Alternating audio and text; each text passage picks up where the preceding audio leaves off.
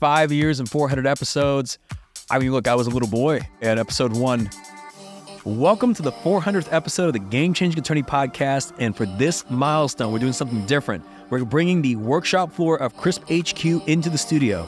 We asked some of our coaching members to record their most pressing questions on camera, and now we're responding to the top submissions live.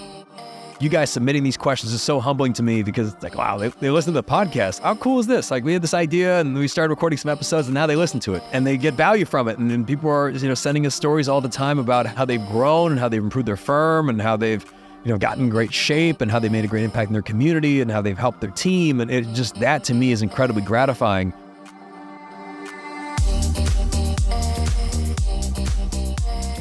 I'm Michael Mogill, founder and CEO of Crisp, the nation's #1 law firm growth company. I've built my business through practice, not theory. Crisp started with just $500 to my name and has grown to over 8 figures in revenue over the last few years, earning a spot on the Inc. 500 list of the fastest growing private companies in America. Our approach has been to take everything we've learned about generating massive growth within our own organization and help the country's most ambitious and committed law firm owners do the same for theirs. In each episode of this podcast, I sit down with innovative market leaders from the legal industry and beyond to learn from those who thrive in the face of adversity, challenge the status quo, and define what it means to be a true game changer. This is Jessica, Head of Coaching Strategy at Crisp, and today, for episode 400, we're flipping the script in a brand new way. We're answering client questions captured on camera during our most recent workshops here at Crisp HQ.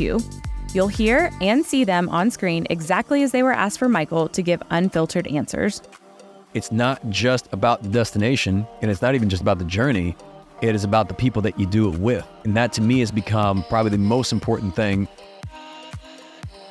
That's coming up on the Game Changing Attorney Podcast.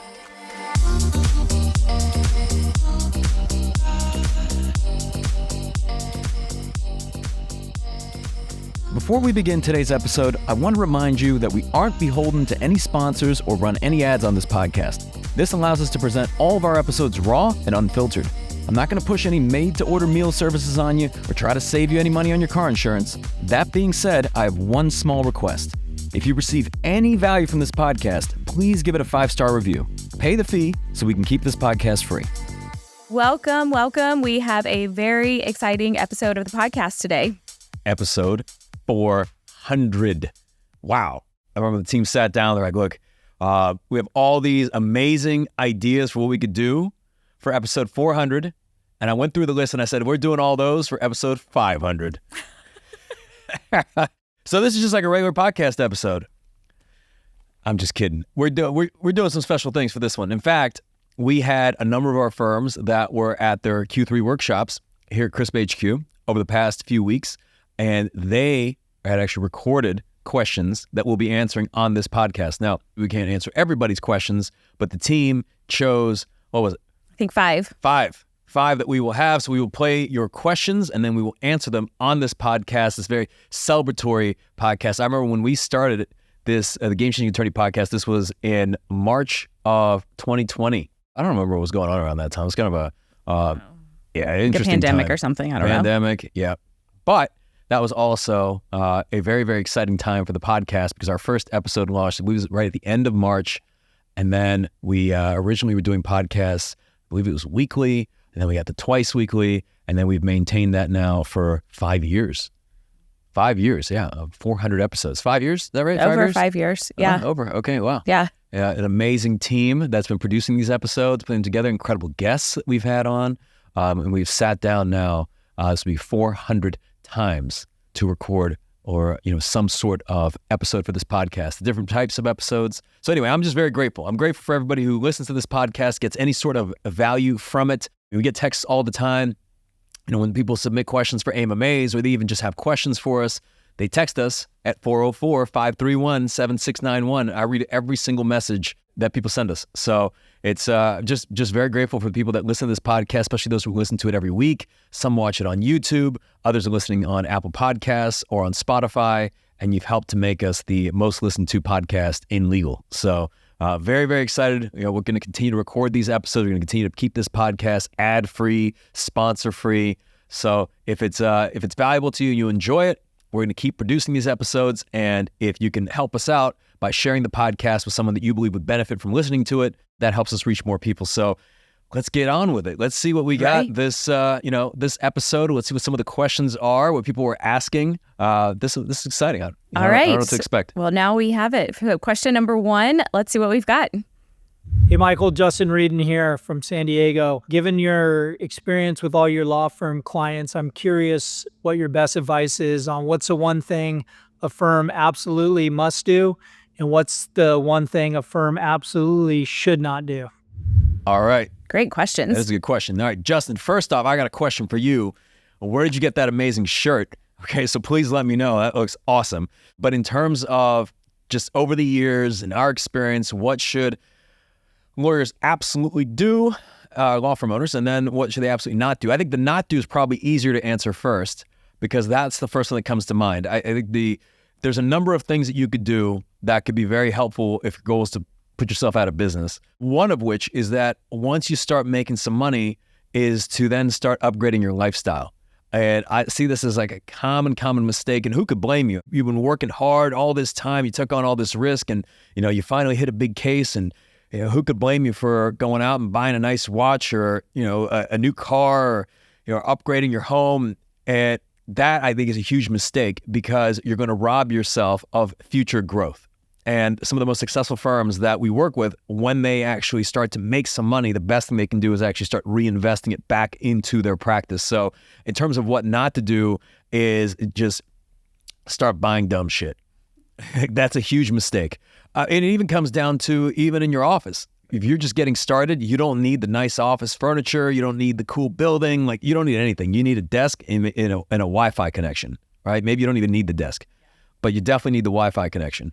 And the goal is just to grow. So on what you should absolutely do, one of the best things you can do, I find, is to put yourself in a position of leverage as soon as humanly possible. So I have found that sometimes people say to me these days that, Mike, it must be nice. You have all these people who do all these things for you and make your life so much easier.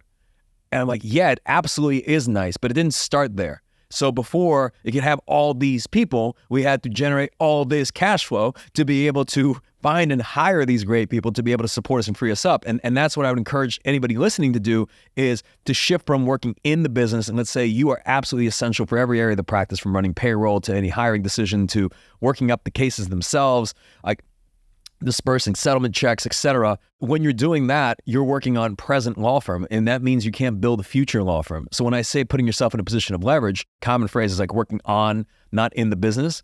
And one of the fastest ways to get there is to expand your capacity by either putting great systems and processes in place, or quite literally finding and hiring great people who can help free you up so you can focus your time and energy on the things that create more leverage within the practice. So that's really what you're doing. It's looking at it from the standpoint of, is the time that I'm spending, is this the highest and best use of my time in terms of my time, my hours relative to output, or could somebody else do this and that would free me up to focus on higher leverage activities? So the best thing you can do is to reinvest into the practice. And that's what we did for years and years and years and years and years.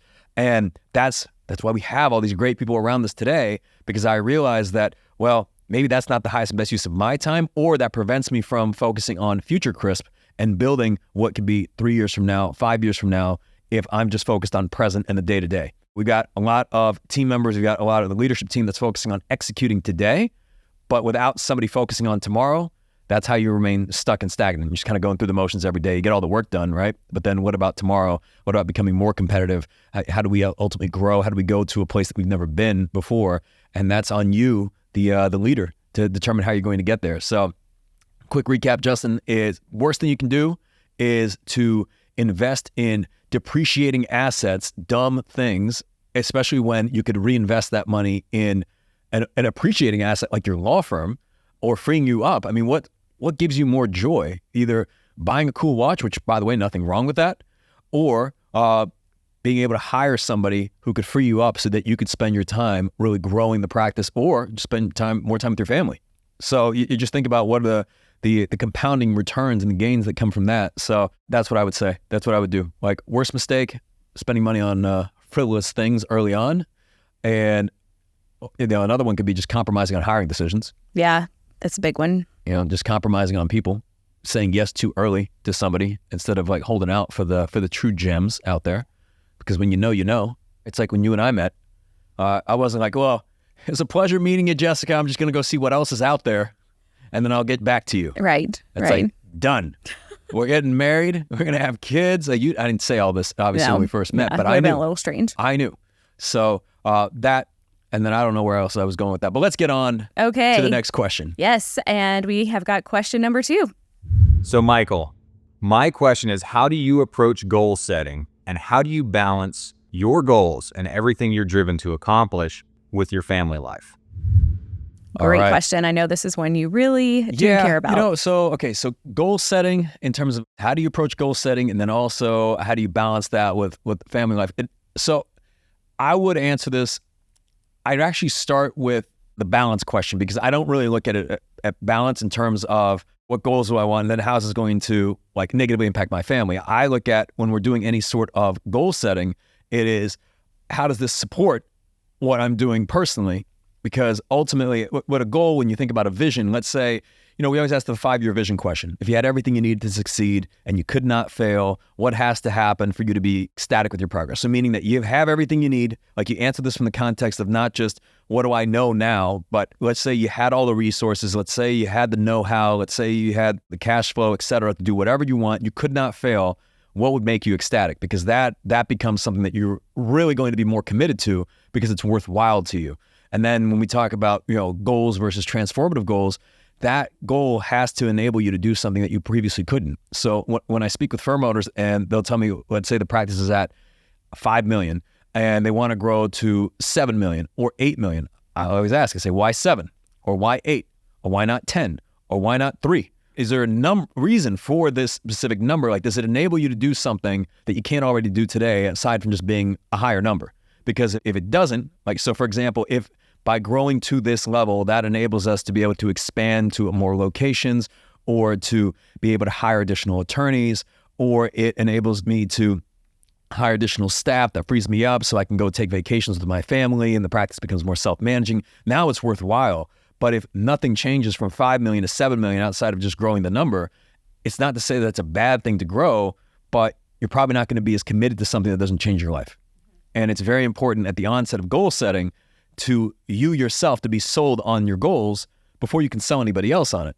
And then also, if we're talking about like firm-wide goals, the vision has to be big enough to fit other people's vision in there. So meaning that it can't just be big enough for you, it has to be big enough to the point where by accomplishing this vision, everybody on the team, your attorneys, your paralegals, your staff, like they have goals of their own. Maybe they want to pay off student loan debt. Maybe they want to grow in their careers, like whatever that might be. Your vision has to be big enough to the point where by accomplishing that vision, everybody wins. So sometimes the vision has to grow. And then I also look at it from the standpoint of when we talk about the balance question, I don't know that really exists. To me, it's less about balance and more of an integration between the two. So meaning that when I'm setting a goal, I'm not saying, look, if we can accomplish these things, then the firm grows, but then my kids don't know my name. Like there's going to be trade-offs for certain periods of time. So just realizing that when you say yes to something, you're saying no to something else. And if you think about it from the standpoint of, if this is in the firm going to demand more of me, let's say you demand more of your time or more of your energy, then that means you can provide less time and energy to something else for a certain period of time. So there has to be that trade-off. That doesn't mean that's a trade-off forever, but someone wins, somebody loses. The same way where if I'm going to be on vacation forever, then that's going to have trade-offs in my business. So it's like my kids are going to see a whole lot of me, but then my firm may be less competitive for that period of time. And this is true of any successful person. I think sometimes people see them on TV or, wherever, and they think, wow, how do they do it all? They must have a whole team of helpers and workers and so on. And some do, but the reality of it is when you see them succeeding on stage, they're not at bedtime with their kids. And when you see them on vacation with their family, they're probably not somewhere where they could be benefiting professionally. So there's just trade-offs that are happening, simultaneously. It's like a juggling act, and it's understanding that, there's trade-offs that you make, and I don't consider them sacrifices. So I look at this more so in hindsight as investments. So there's an investment in the future. And we front-loaded a lot of this early on in the business before we had kids, and we were going 7 days a week, Saturday and Sunday, every single day, and that would have been a lot more difficult with kids. But there's still times I remember in 2020 and even 2021, like it's just like ship off the kids to the grandparents because there's a pandemic going on and the world's on fire and we've got to figure this out. And we, you go back to those, old school startup hours. You have to get it done because we're the owners of the business. So I think I approach goal setting from the standpoint of first being sold on what it is that I want so that you can be committed to it. Because if it's not going to change your life, then there's going to come a time where you're like, it's not really worth it to grow by 5% or 10% this year or 20% this year because you just don't care. But if that enables you to do something you previously couldn't do and that's important enough to you, then you're going to find a way to do it. And then, of course, you get into like the specifics of breaking down this 5-year vision to, 3 years, then 1 year, and then quarterly. It's like the fastest way to eat an elephant. It's like one bite at a time. And then you just break down quarterly into monthly and then weekly and then just follow the plan. And then every single week, I'm evaluating, okay, are we progressing appropriately to where we need to be for that month? Every month, we're evaluating relative to the quarter, and then quarters add up to years, obviously. So it's just, then it becomes a matter of pacing. But that part, setting SMART goals, everybody talks about that. I think the tactical aspect of it isn't as challenging because you're just breaking it down more, more specifically. I think the most challenging part is not setting some sort of goal or vision half-heartedly that you yourself are not committed to, because then you're not going to do the rest. Right? There's going to come a time where it just gets hard or things are off track and you're just gonna be like, well, it is what it is, right? Because you didn't really care. And then as far as the impact on your family, like now when we're setting any of these, we consider it in the context of our family. Like if there was some sort of vision that we could achieve at Crisp that would involve me not being able to be at home and just, let's say, be on the road 24/7 right now, I wouldn't do it. It's not worth that trade-off to me at this time. Right. But years ago in an earlier chapter, that's just what it was. Yeah. So you consider that in the context of when you're setting the goal, because it's not just, it's selfish for it just to be about you. Like when you and I sit down and we're like, okay, we're looking ahead to a future year or 3 years out, we're saying like, is this what we want for our family and for our team? Like, do we want to, in some respects, put ourselves through that? And if we're going to put ourselves through that, it better be worth it. Yes. Right? Because we've had conversations sometimes where I'm like, oh, that ain't worth it. Right? It ain't worth missing bedtime over that. And only you can decide what's worth it for you. But I would say that if you're at an early enough stage to where you don't have a self-managing firm, you don't have like the self-managing team, like you're trying to figure it out month to month, you're stressed out, you're overwhelmed. I don't know that that's the time to figure out the balance. No. Right? I mean, sometimes you got to pay the price today to win tomorrow. And I know a lot of people trying to have it all at the same time. And all they're doing is postponing the inevitable. You got to build that foundation. You got to build that team. And that involves making an investment today that is going to pay off years from now. So a lot of the things that, let's say a lot of the success that people see today is from decisions 3 years ago, 5 years ago. It's not from decisions we made yesterday or even at the start of this year. These things compound. So you have to start at some point, but it's almost comical to me. Like imagine we did this 40 hours a week, right? It just, more than half the team probably wouldn't be here. Like this building wouldn't exist. That's just not a realistic way to get this done. And there's a lot of talk of this on the internet, but not from people that are, I believe, are actually truly doing this at a high level. Right. Because you do have to make those trade-offs. But I would reframe sacrifice as investments instead. I think that's perfectly said. And I think whatever you commit to, commit. If you're with your family, be with your family. If you're at the office, be at the office. Just accept and commit. All right, great. Let's roll question number 3. Hi, Michael. I wanted to ask you, what are the systems that 8-figure firms have that 7-figure firms don't have? Okay. So the 7 versus 8-figure firms. Yes. All right, Adriana. So this is an interesting one because it depends on the practice area. So sometimes like a personal injury firm that's at, 8 figures in revenue is different from a family law firm that's at 7 figures in revenue. Sometimes it's just, what they look like internally is very, very different. Like you could get there as a personal injury firm with probably less infrastructure than what a family law firm would have to look like, or even a criminal defense firm at the 8-figure mark, right? Just because there's more volume, there's more systems involved a lot of times. I'd say the biggest difference, let's look at 7 figures first. So 7 figures is, at this point, you figured out how to bring in new business and new cases. I would say that a lot of it starts with, at this point, you probably have some processes documented, like you have probably some team members, whether it's like paralegals, staff that are doing things in a, let's say even a pretty consistent way of like, here's how the work gets done. And that's at 7 figures. And you're saying, well, how do I go from 7 to 8?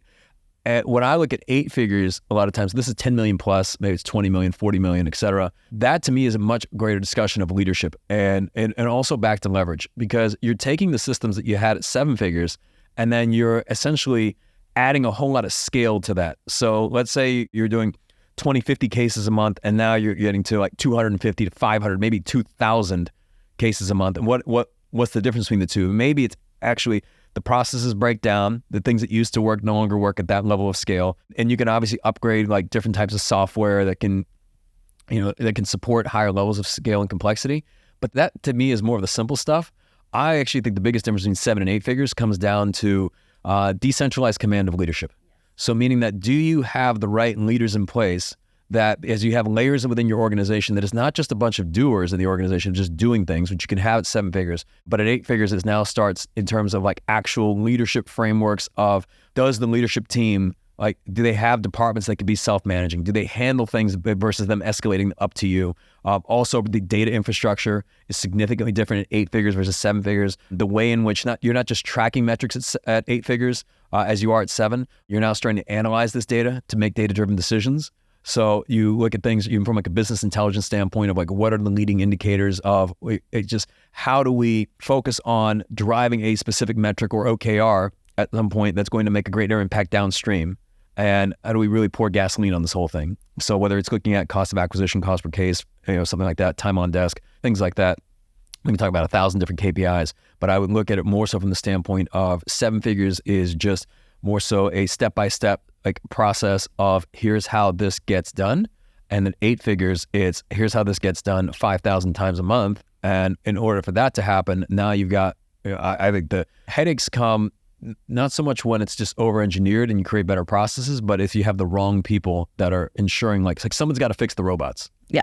And if you don't have somebody on the leadership level that has the capability to be able to lead a more complex team, which meaning that more people reporting up to them and ultimately preventing things from getting to you and solving issues within those different departments, then it's going to be difficult to handle that level of volume and complexity. What do you think? What did I miss here?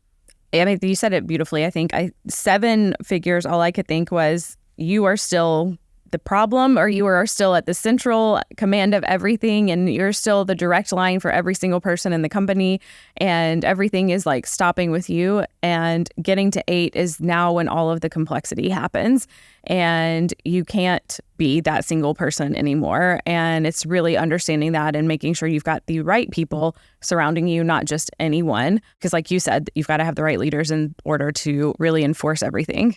Yeah, and like the problems don't start until well past 10 million. I mean, you can hit the 10 million, like, hey, we got it, right?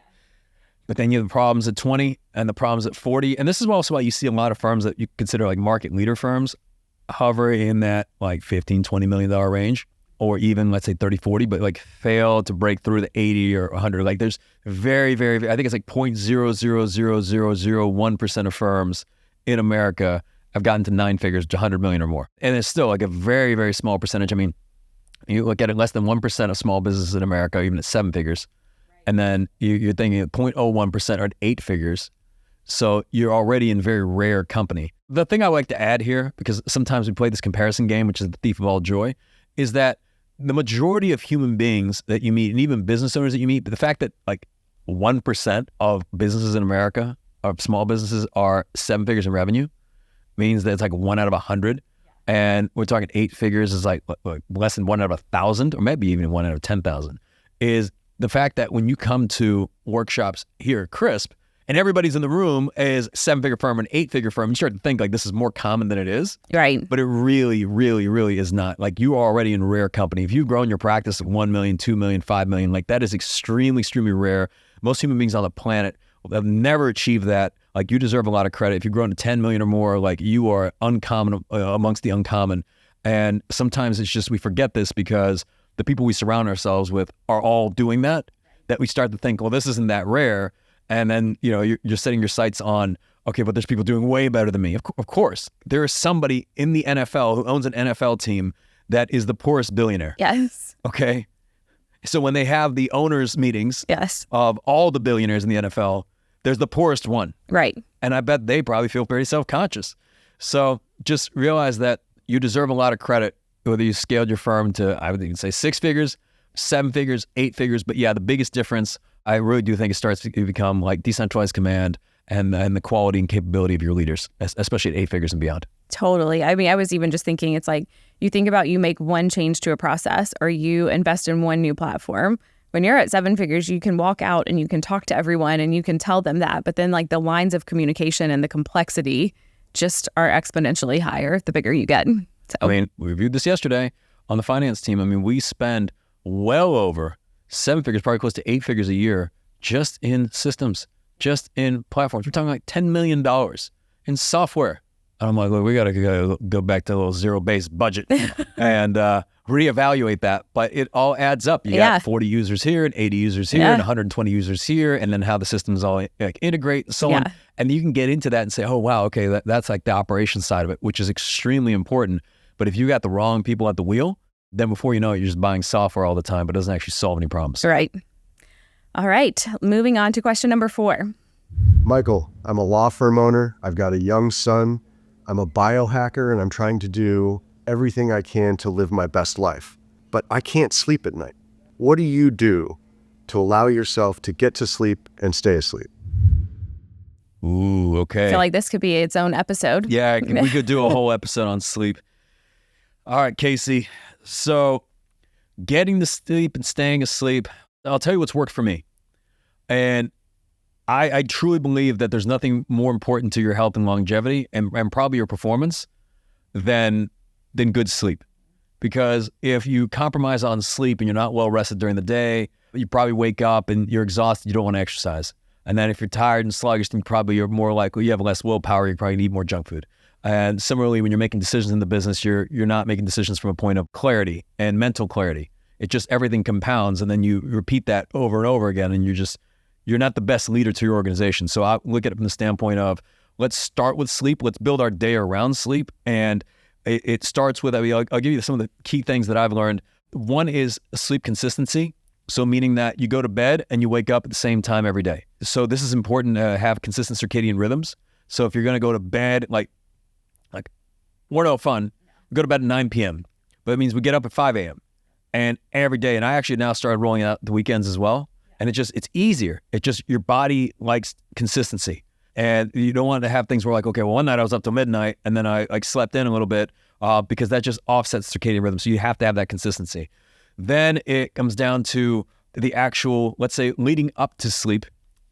There's all the things that can, keep you from sleeping. One is if you're eating meals right before you go to bed. So now we aim to not eat, let's say, 3 hours before bed.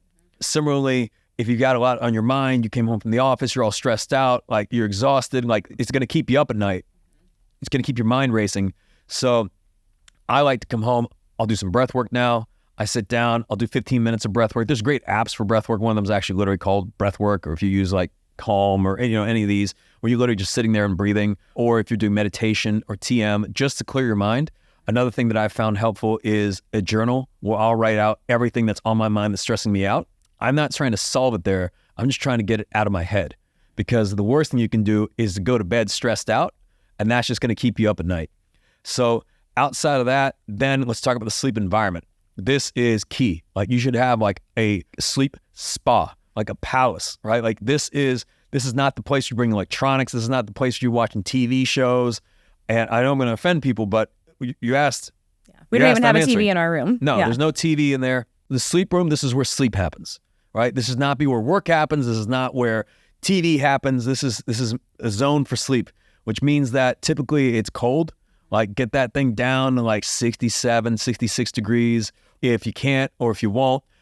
Look at, we have an 8 sleep, which is like, it goes over the mattress. It does different, settings of like heating and cooling. So you and I each have our own settings. We're not affiliated with 8 sleep, but I absolutely love it. I can say that this hands down, it's not inexpensive, but it's made a big impact on sleep. It helps optimize like your body temperature while you sleep. So it keeps you in REM sleep or deep sleep. And it also gives you a lot of like great data, which I actually also believe, let's zoom out a little bit.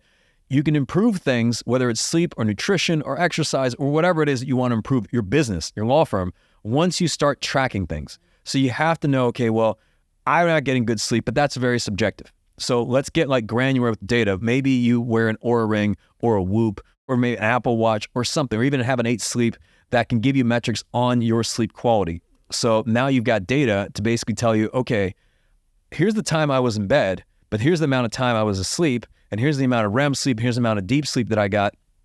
So you can actually start to see, and here's the sleep onset time, here's the amount of wake ups I had. So you just have something to go off of as a baseline that you can improve.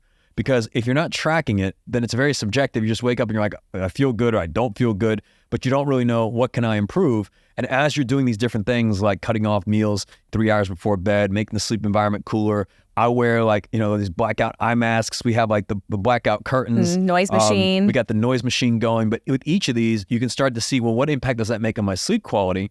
I also wear, when I come home, phone gets plugged in, not in the bedroom. I plug it in the bathroom. And then I wear these blue light blocking glasses. So if I'm still going to see screens, that I'm not keeping myself awake with all these blue lights. And you can get those, they're pretty cheap. You can get them on Amazon, blue light blocking glasses. I throw them on as soon as you get home. And you just really are getting intentional about good sleep. Then you can get into, all right, well, let's look at sleep supplements. Kat Cole was on this podcast. We are not medical professionals. We're not medical professionals.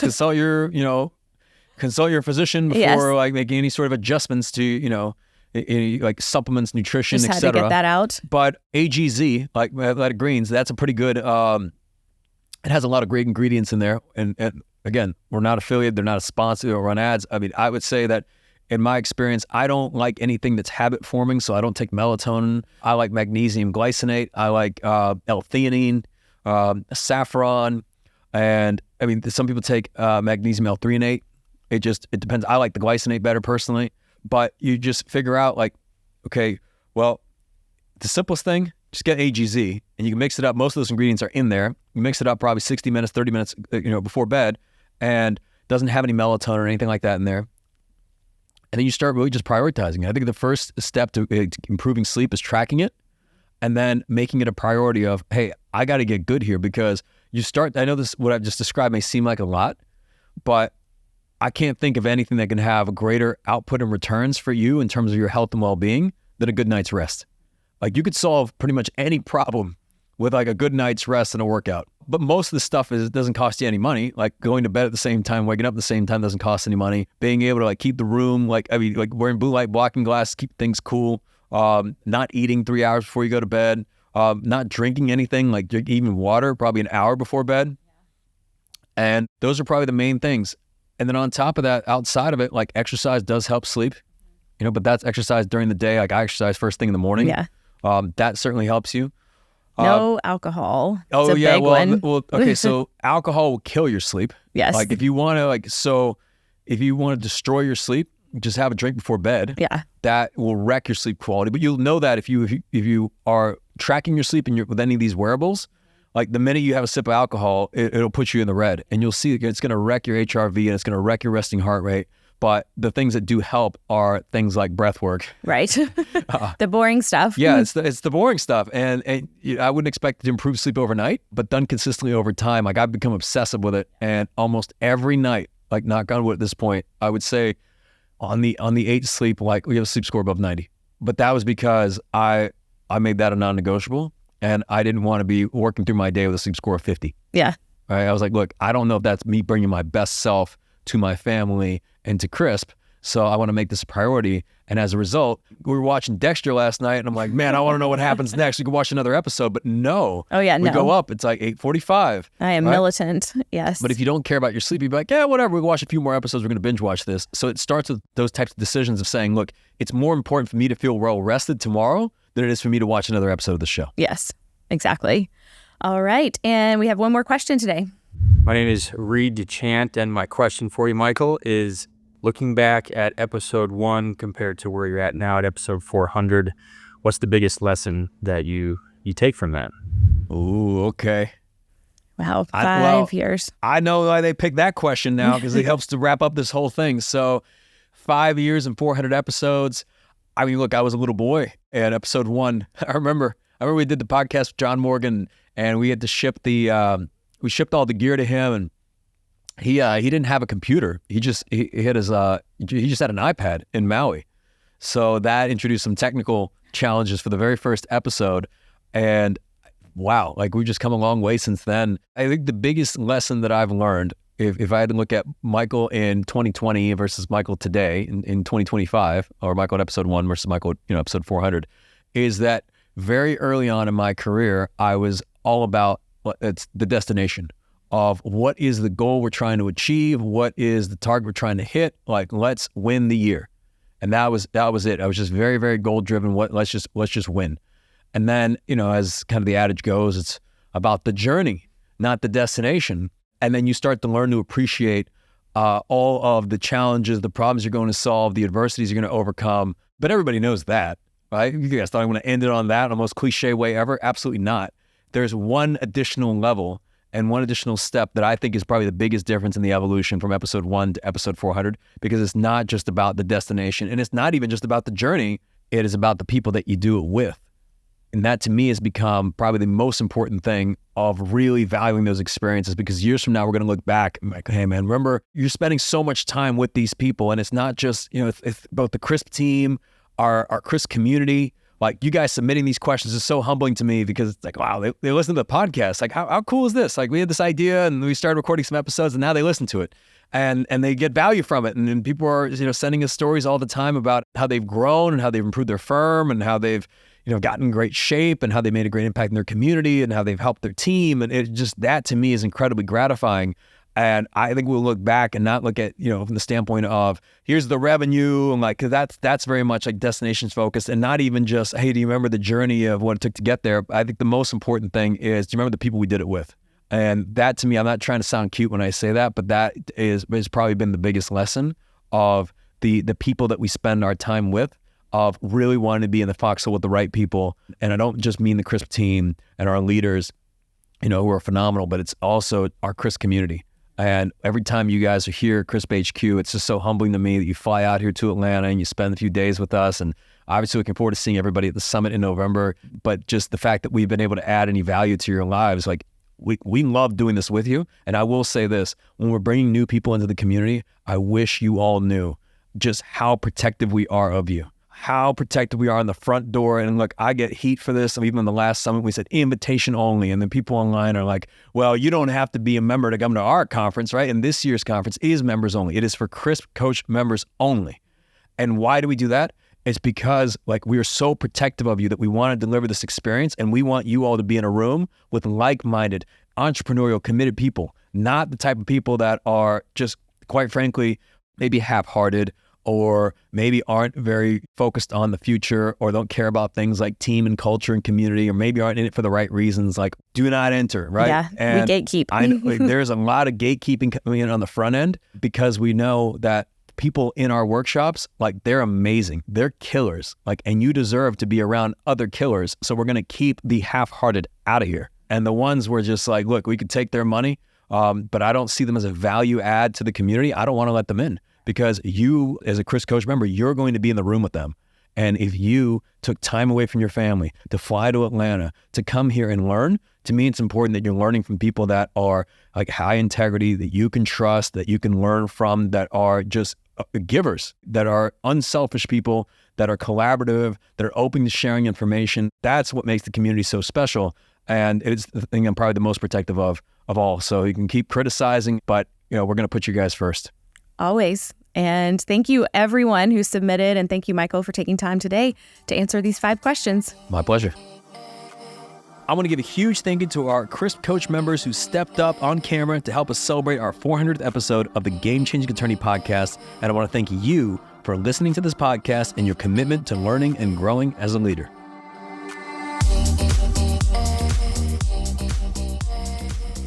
If you found this episode valuable, here are 3 free ways that I can help you grow your law firm. Number 1, download the first chapter of my book absolutely free at GameChangingAttorney.com.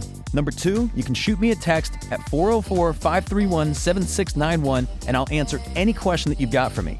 And finally, number 3, if you can leave this podcast a 5-star review, it'll help us gain access to more influential thought leaders and bring their lessons learned here to you.